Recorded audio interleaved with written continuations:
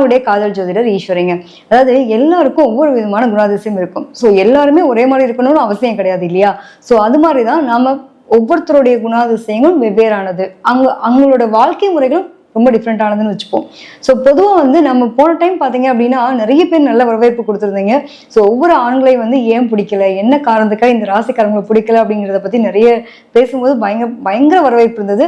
நிறைய பேர் ஃபோன் பண்ணி உங்களுடைய விசஸ் சொன்னீங்க. Thank you so much. இந்த டைம் பார்த்தோம் அப்படின்னா அந்த பதிவிலே கேட்டிருந்தாங்க, மேம் வெறும் ஆண்களுக்கு மட்டும் போட்டிருக்கீங்க, எங்களை பற்றி சொல்லவே இல்லையே அப்படின்னு கேட்டிருந்தீங்க. ஸோ உங்களுக்கான பதிவையும் இனிமே பார்க்க போகிறோம்.